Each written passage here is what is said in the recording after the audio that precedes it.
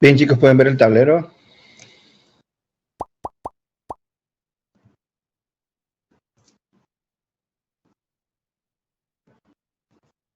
Sí, se ve.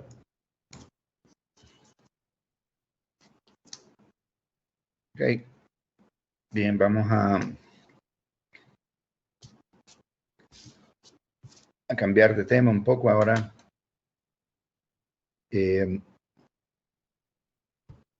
Bien, hasta ahora nosotros, para efectos de generar las ecuaciones de movimiento de los sistemas, hemos estado utilizando una formulación que usualmente se conoce como formulación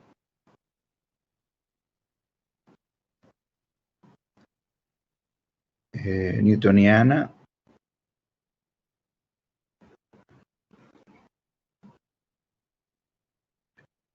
o también usualmente se le llama formulación vectorial, ¿no?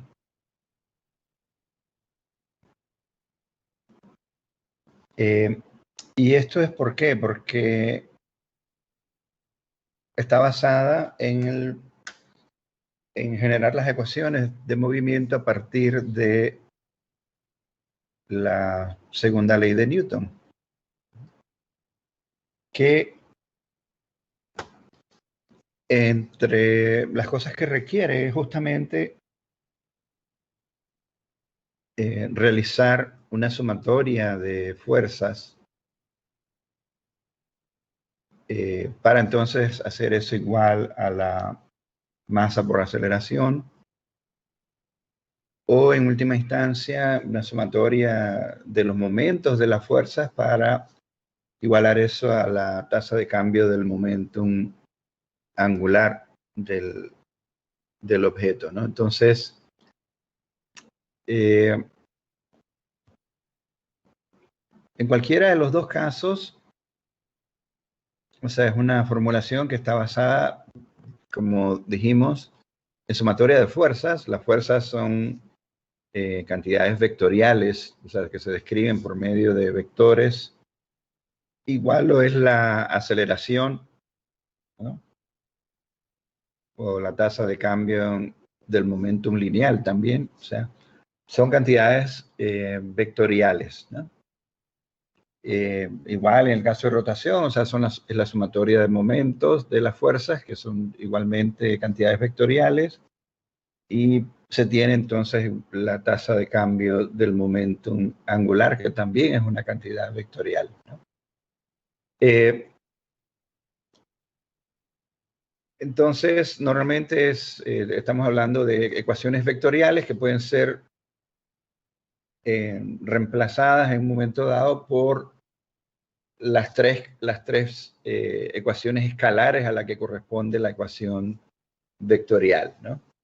Pero en ese caso, entonces estamos hablando de las componentes en las diferentes direcciones del espacio. Entonces, pero seguimos basándonos en un enfoque de tipo vectorial, ¿no?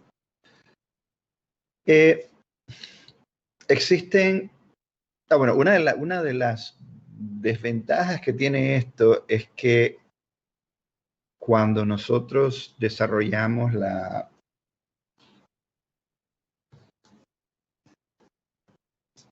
los diagramas de cuerpo libre, ¿no? O sea, para poder generar las ecuaciones, una de los aspectos que hay que considerar siempre es el generar diagramas de cuerpo libre de cada uno de los elementos de inercia e incluir entonces todas las fuerzas que actúan sobre ellos. Y entre esas fuerzas generalmente entonces vamos a tener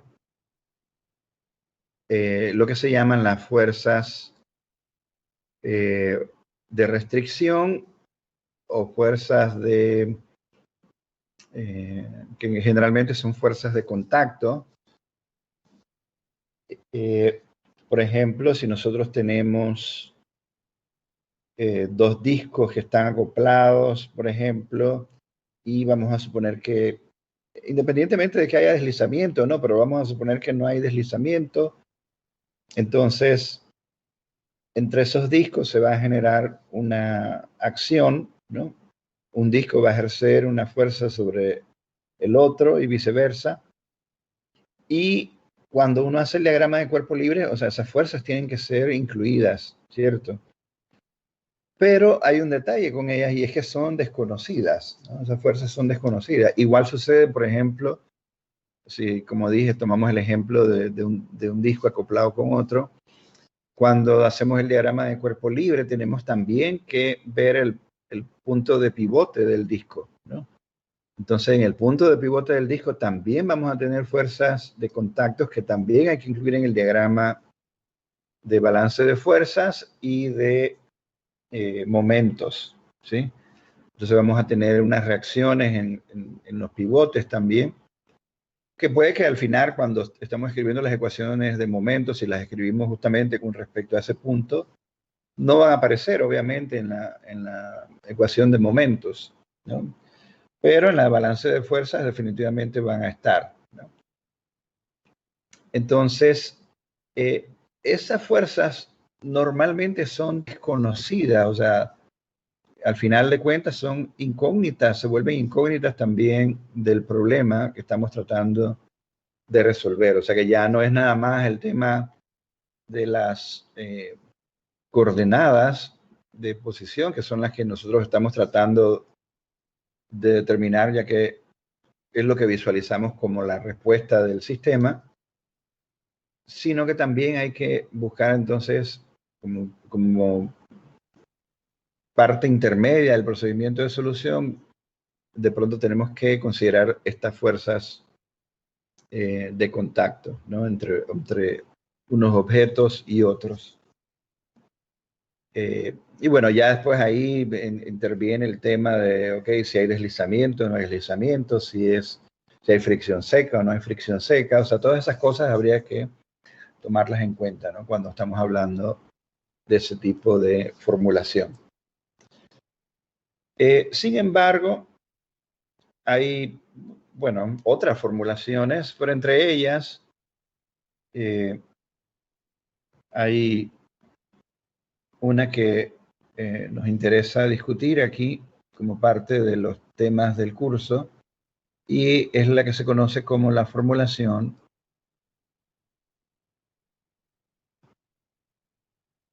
de Lagrange.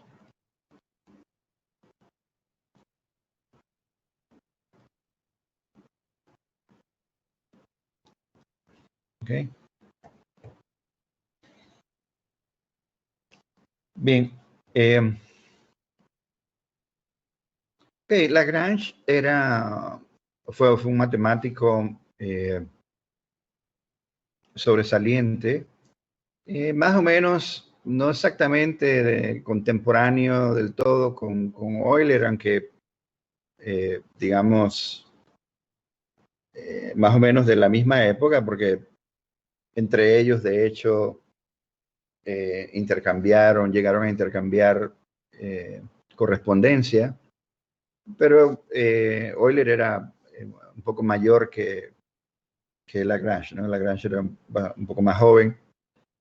Sin embargo, eran más o menos del mismo periodo, digamos. Estamos hablando, qué sé yo, de los años 1700, o sea, es el siglo XVIII por allá, o sea, alrededor de 300 años, una cosa así, que es más o menos la edad de las matemáticas que nosotros usamos en ingeniería, ¿no? O sea, cuando hablamos de Newton, por ejemplo, Newton era de los años 1600, igual que Leibniz, más o menos finales de los 1600, más o menos de la época de Euler también y demás. Al punto en que, por ejemplo, la invención del cálculo se atribuye tanto a Newton como a Leibniz, ¿no? De hecho, la notación que nosotros utilizamos en cálculo ahora es debida a Leibniz, ¿no? Entonces, porque además la terminología que utilizaba Newton era un poco extraña. Él hablar, en lugar de hablar de diferenciales, él hablaba de fluxiones y otras cosas. Entonces, digamos, el cálculo tal como lo conocemos nosotros, el cálculo diferencial integral, es un poco más producto de la forma en que Leibniz lo manejaba, ¿no? Entonces,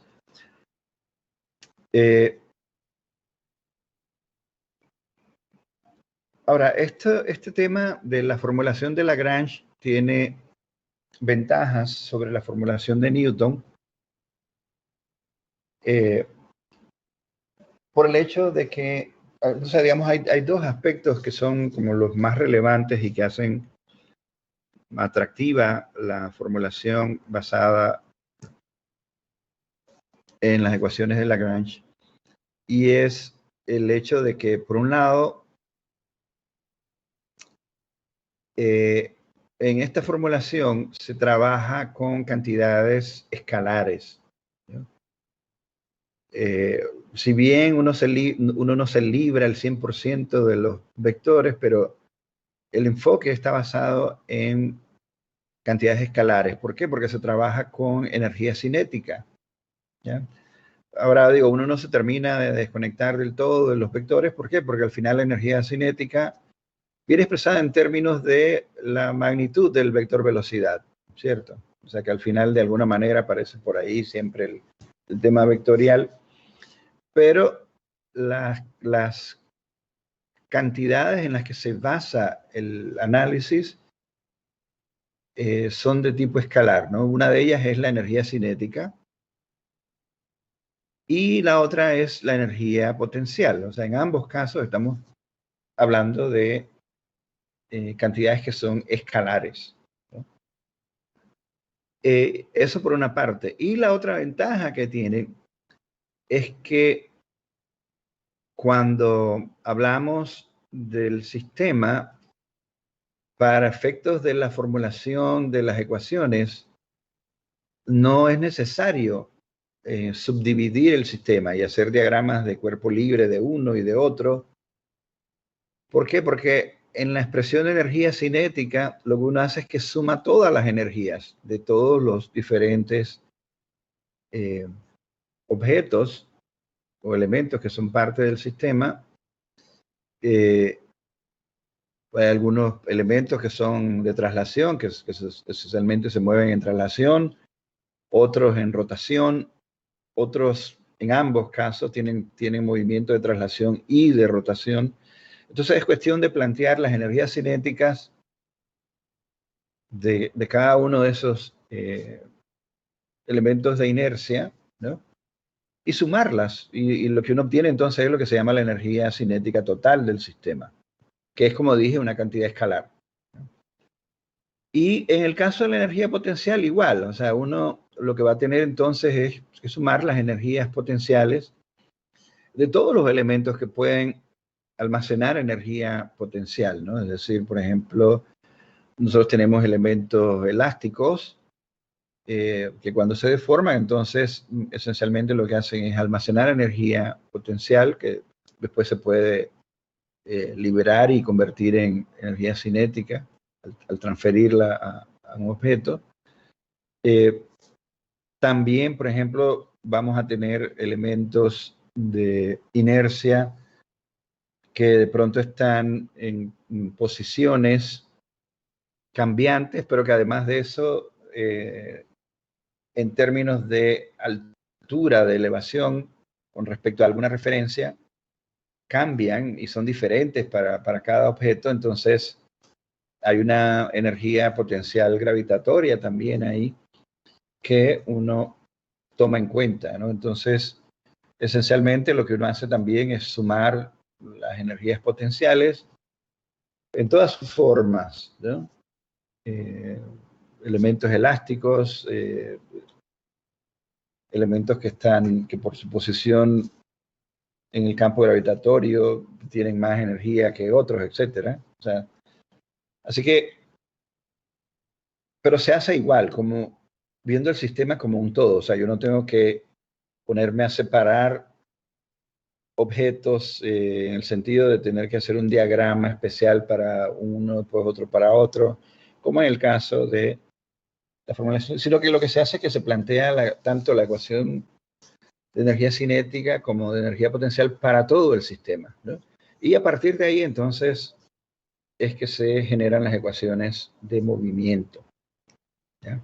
Entonces, desde ese punto de vista, digamos, es un enfoque diferente y que para muchos puede resultar atractivo, ¿no? Porque además, al ver el sistema como un todo, yo no tengo que estar pensando en esas fuerzas internas que se producen entre los diferentes cuerpos, ¿ya? Sino que simplemente, como estoy hablando de energía cinética, energía potencial, yo no tengo que ver si para que el movimiento se produzca tiene que existir una fuerza de contacto entre un objeto y el otro. O sea, no es que no, yo puedo saber que existe, pero en mi formulación ni en ningún lado tiene que aparecer eso, porque no tiene que ver con el tema, ¿no? Entonces, desde ese punto de vista también tiene esa ventaja. O sea, que yo no tengo que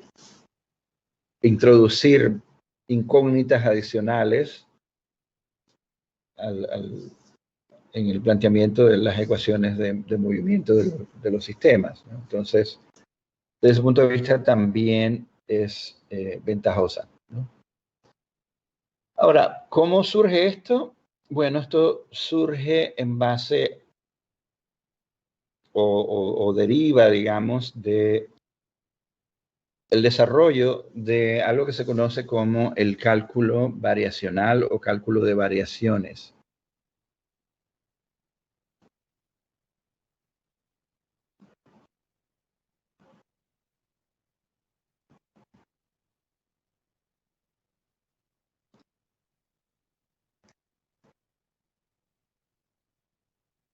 O cálculo de variaciones, también se le llama.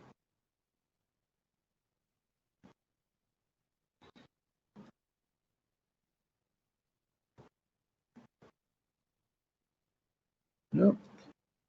¿Y a qué se refiere esto? Bueno, es un cálculo que se desarrolló para poder abordar cierto tipo de problemas, sobre todo que están relacionados con el tema de obtener lo que se llaman valores extremos. O sea, cuando decimos valores extremos se refiere a máximos o a mínimos, pero que no pueden ser manejados directamente con las herramientas del cálculo diferencial, porque realmente el planteamiento del problema lleva a una formulación muy diferente, ¿no? En cuanto a ver el problema como un problema de máximos y mínimos, probablemente de los que ustedes ya han visto, ¿no? Entonces, desde ese punto de vista, por ejemplo, si nosotros vamos un momentito hacia atrás en el cálculo diferencial, o sea, en cálculo diferencial, ¿qué es lo que a ustedes se les planteaba, ¿no? Bueno, de que existe alguna función, por ejemplo, f de x, y de pronto se les solicitaba determinar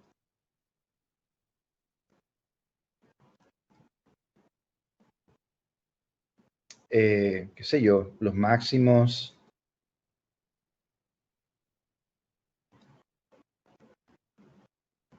y o mínimos relativos de esa función, ¿cierto? O sea, es un problema típico de cálculo diferencial, ¿no? Entonces, ¿qué es lo que hacían ustedes, por ejemplo? Si yo les pregunto, ¿qué hacían ustedes cuando cuando el profesor de cálculo 1 les planteaba, ok, tenemos esta función, queremos saber cuáles son los máximos y mínimos de esta función, ¿no? ¿Qué hacían? Derivar la función y encontrar los puntos en los cuales la deriva de cero. Ok, exactamente, ¿cierto? Entonces,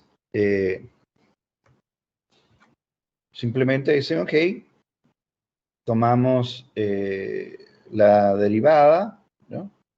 F', y hacemos esto igual a 0, ¿no? Y de aquí entonces, ¿qué obteníamos?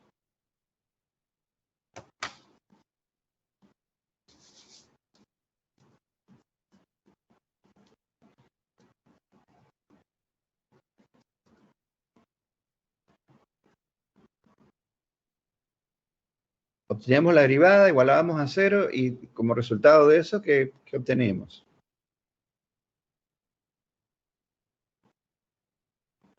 ¿Qué sale de ahí?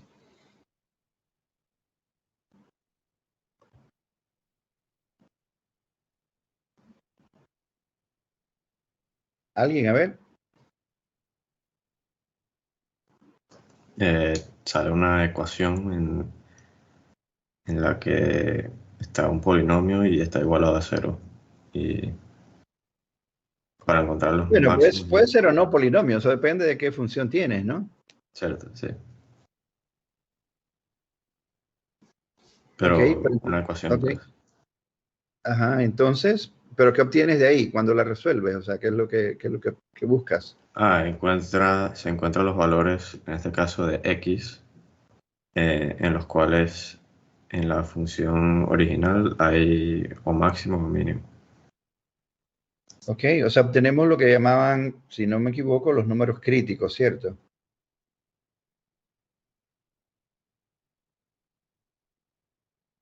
¿Sí? ¿No? Que son los valores donde ocurre lo que planteabas al comienzo de que la derivada es igual a 0, ¿no? Eh, entonces, después de ahí, ¿qué hacíamos? ¿Cómo sabíamos, por ejemplo, si estábamos hablando de que se trataba de un máximo, de un mínimo o de un punto de inflexión?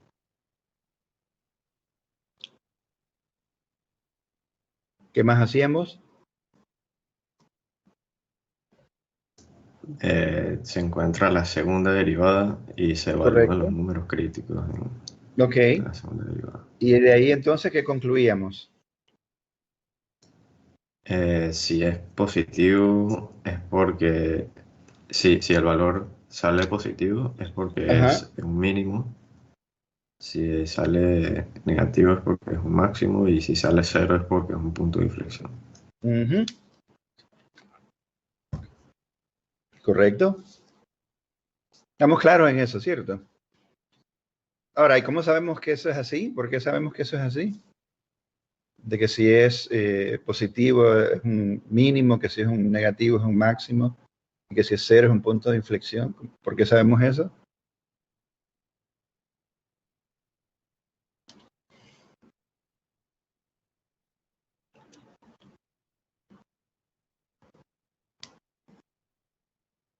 A ver, Yosimar.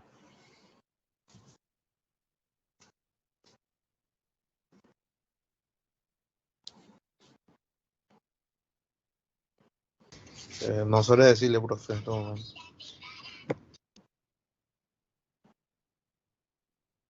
A ver, Osorio, Jonathan,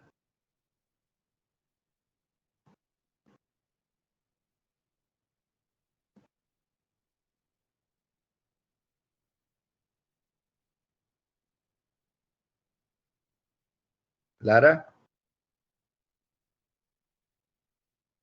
Profe, yo creo que es por la forma en cómo están puestos los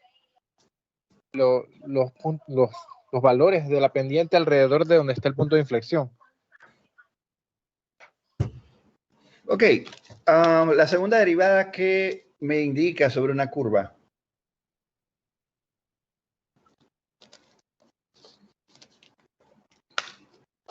Algo que se llama ¿qué?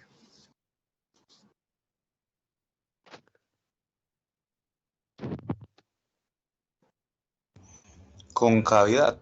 La concavidad, exactamente. ¿Ya?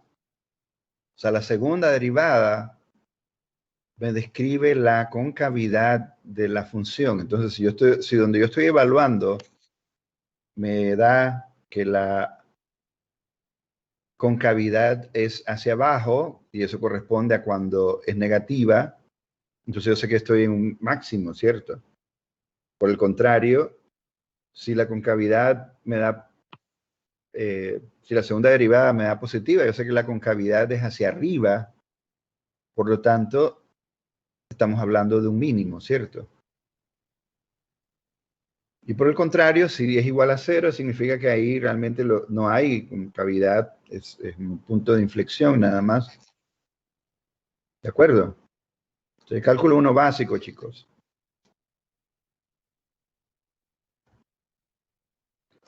Bien, vamos entonces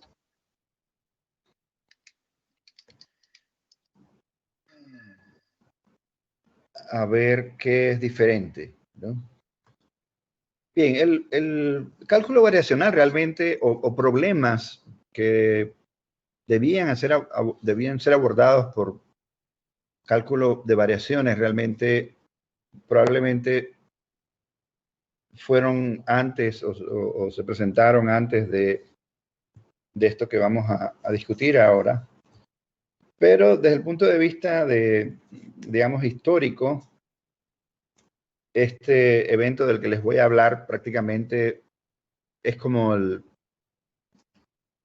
justamente el punto de inflexión en cuanto a cómo abordar ese tipo de problemas, ¿no?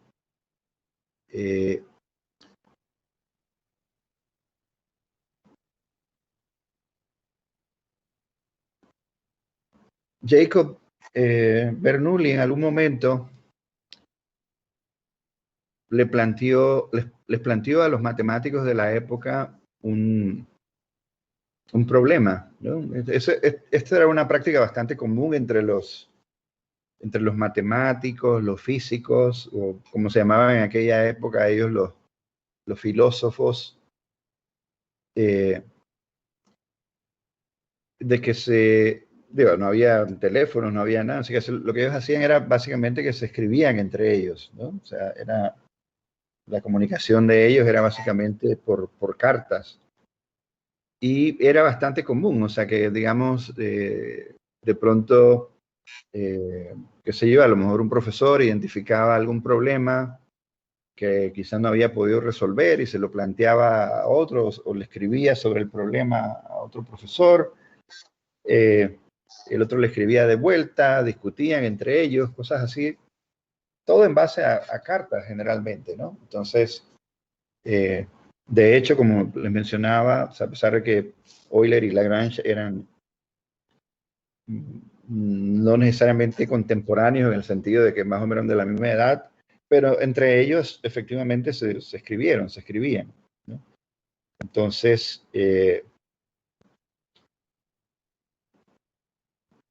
así que este tipo de cosas no era extraño. O sea, entonces Bernoulli les planteó un problema, les dio 6 meses para resolverlo.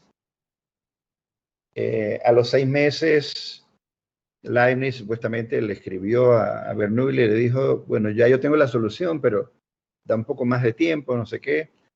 Bueno, el asunto es que al final varios matemáticos presentaron soluciones usando diferentes enfoques, ¿no?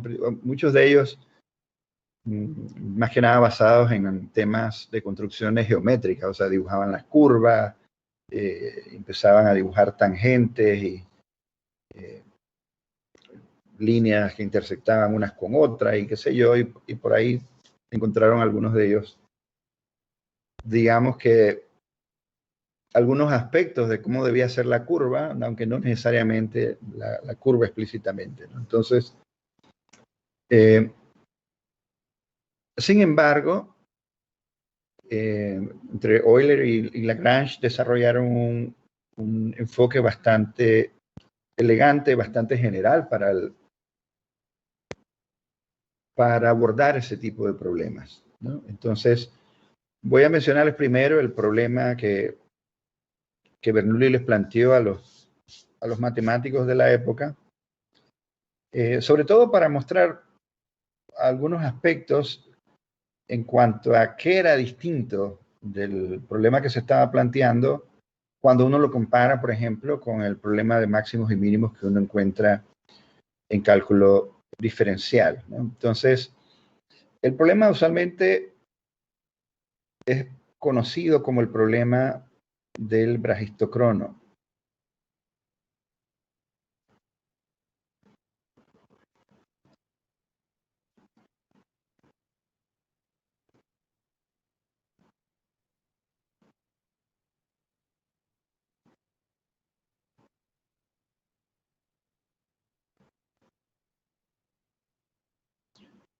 ¿No? Entonces, ¿en qué consiste? Bueno, lo que Bernoulli le planteó a la gente fue algo así. Él dice, bueno, imagínense un plano vertical, ¿no? Y que en ese plano vertical hay dos puntos. Un punto A, digamos, un punto B. Y dice, ok, entre esos dos puntos hay una trayectoria.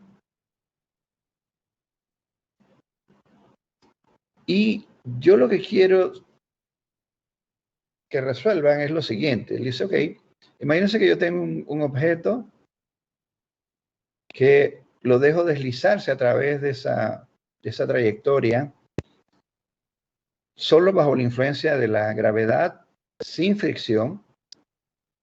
Y yo lo que quiero saber es qué forma tiene que tener esa trayectoria,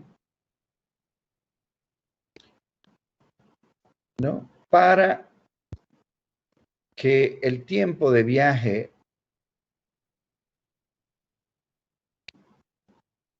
de A a B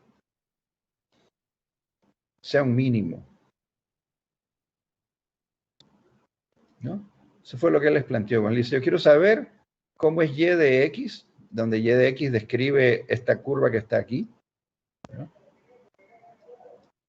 Yo quiero saber qué forma tiene que tener eso para que el tiempo de viaje de A a B sea un mínimo, ¿no? Cuando yo tomo el objeto ese, lo dejo caer a lo largo de esa trayectoria sin fricción y nada más por efecto de la gravedad, ¿no? Así que ese fue el problema que él planteó.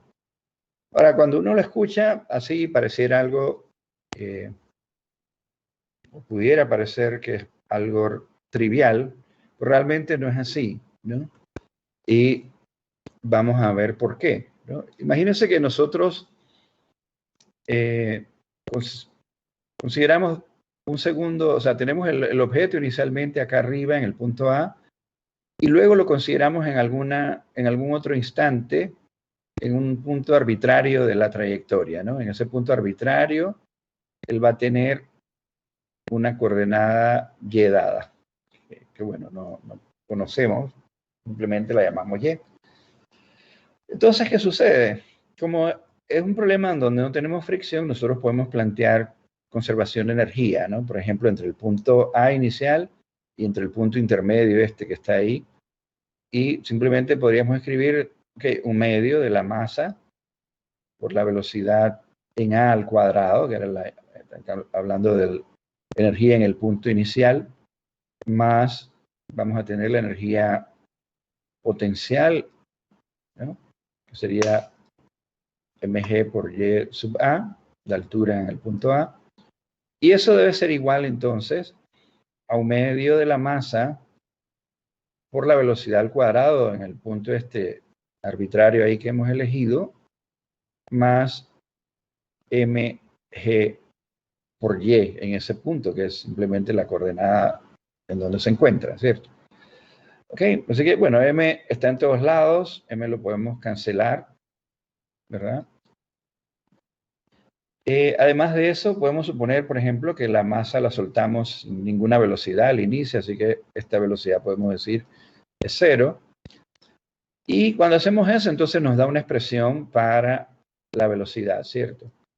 Así que si nosotros despejamos aquí, vamos a tener entonces 2 veces, o sea, raíz de 2 veces g, y vamos a tener aquí entonces y sub a menos y, ¿de acuerdo? O sea, esa sería la expresión para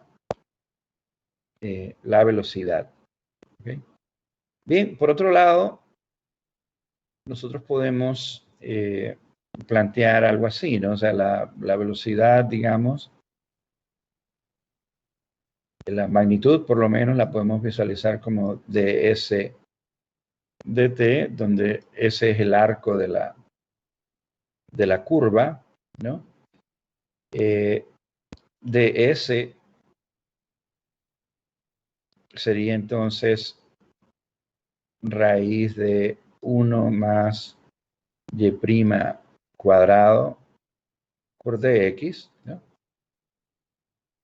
Así que yo puedo obtener el dt, que sería de aquí entonces, por ejemplo, decir, bueno, dt entonces sería ds sobre v, ¿no? Lo cual me lleva entonces a lo siguiente, o sea, yo tendría entonces una expresión para el diferencial del intervalo de tiempo, que sería ds, que es raíz de 1 más y' al cuadrado por dx, sobre la velocidad, que sería raíz de 2 veces g y sub a menos y. ¿Okay? Así que si quiero obtener el tiempo desde A hasta B, lo que tengo que hacer es integrar eso. ¿De acuerdo?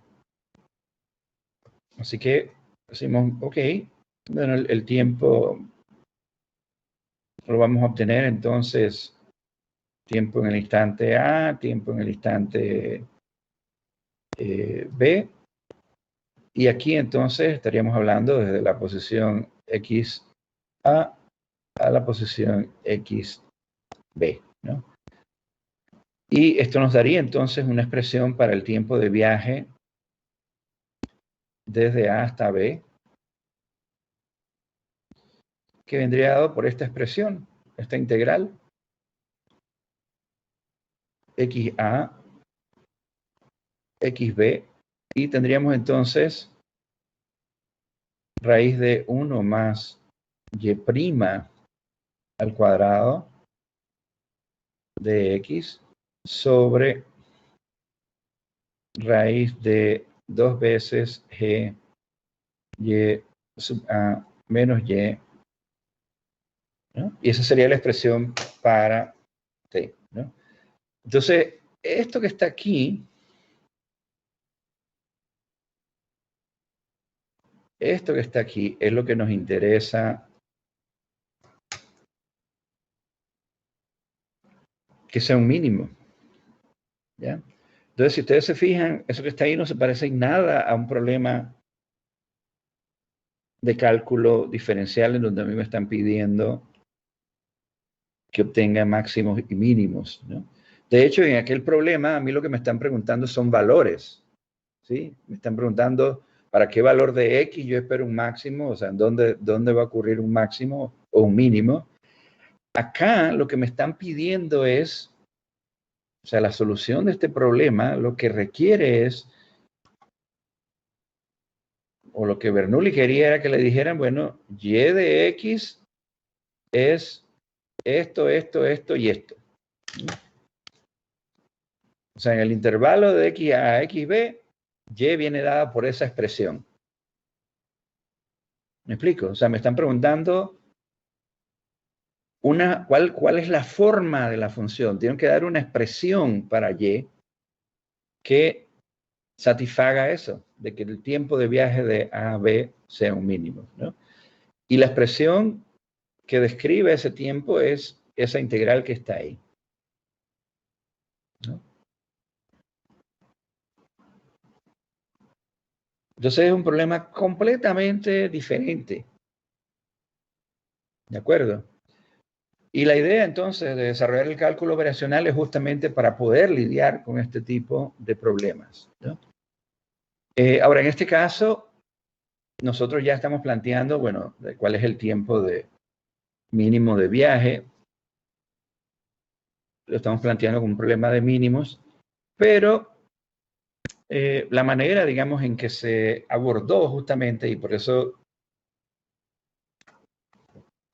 decimos fue lo que originó el desarrollo del cálculo de variaciones, es que en lugar de resolver simplemente este problema, lo que se hizo fue hacer un planteamiento bastante general. Es decir, yo puedo desarrollar una teoría para resolver una clase de problemas que es diferente a los que yo tenía que ver o a los que yo podía resolver en cálculo diferencial, ¿no? Entonces, con esa idea, hay otro aspecto aquí que nosotros debemos ver, es que esa forma que tiene T en matemáticas se conoce como un funcional, ¿no? Entonces, se conoce como un funcional.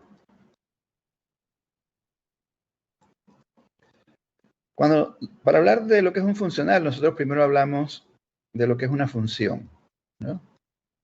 Una función, ¿qué es? Es una relación entre elementos de dos conjuntos, ¿sí?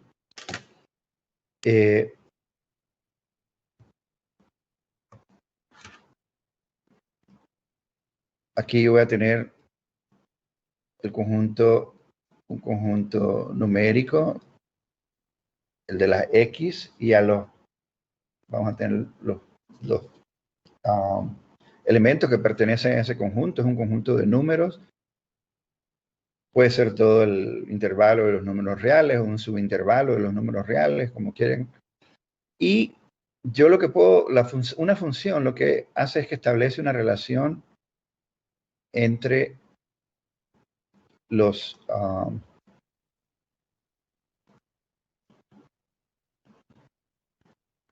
elementos de esos dos conjuntos, ¿no? Y aquí entonces decimos, ok, esta función lo que hace es que asigna, ¿no?, a cada valor de X un valor de Y.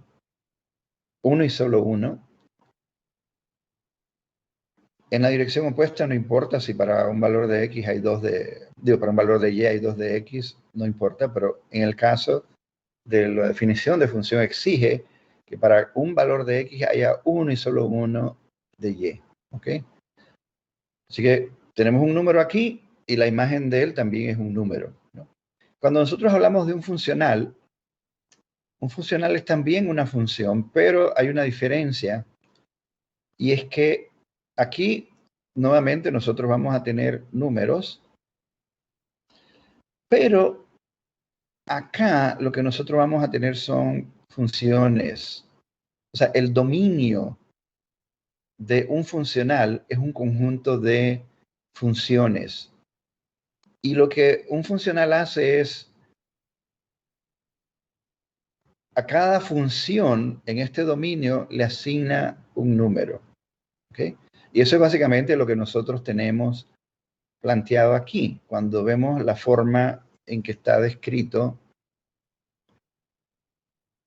el tiempo de viaje desde A hasta B. ¿Por qué? Porque el tiempo de viaje de A a B depende de qué cosa. Depende de la función Y que yo escoja. O sea, en otras palabras, la forma de la curva, ¿no? Y fíjense que no solamente depende de Y, sino que depende de la derivada de Y, ¿no? O sea, son dos funciones. O sea, él depende de dos funciones. De la función y de la derivada de Y también. ¿Estamos claros?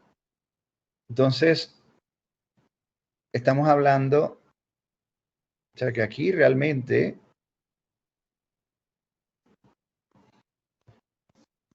nosotros, en términos más generales, deberíamos escribir que T de A a B depende tanto de Y' como de Y de X, ¿no? O sea, depende de todo esto, ¿sí?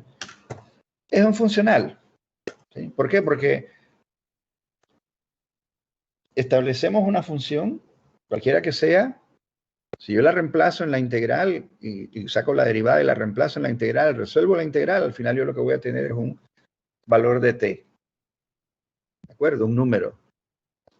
O sea, a eso es a lo que se le llama un funcional, ¿no? Funcionales hay varios y de diferentes formas, se pueden definir de diferentes formas. La energía cinética, por ejemplo, es un funcional. ¿Por qué? Porque la energía cinética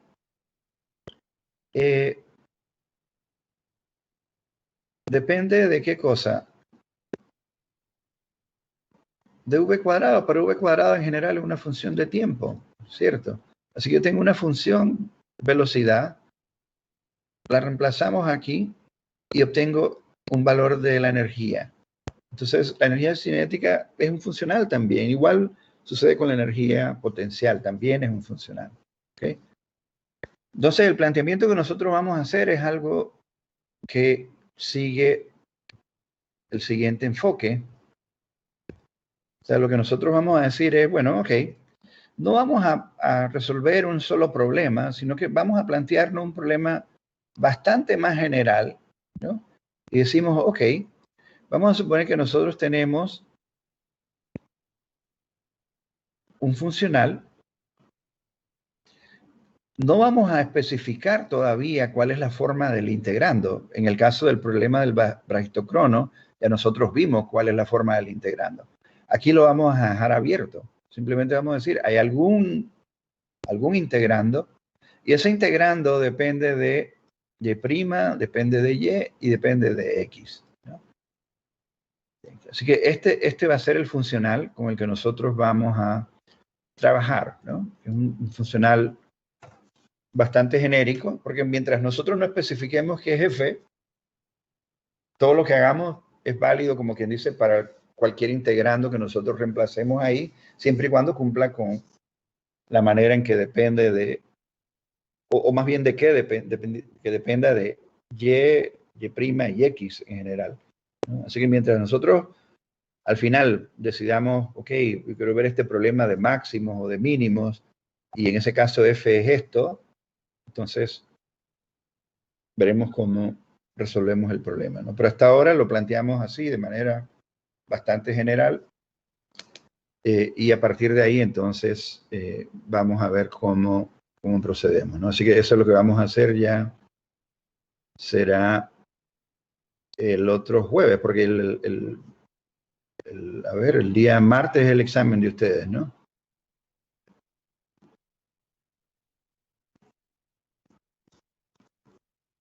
Así que entonces continuaremos con este tema el día jueves. El martes es el examen, vengan preparados. Estudien, practiquen, lean. Muy bien, ¿alguna pregunta hasta ahora?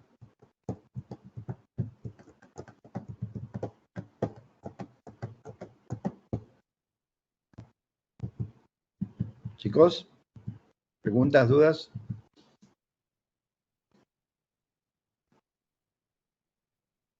Bien, si no hay preguntas, entonces nos veremos la próxima semana. Que estén bien. Gracias, profesor. Hasta luego.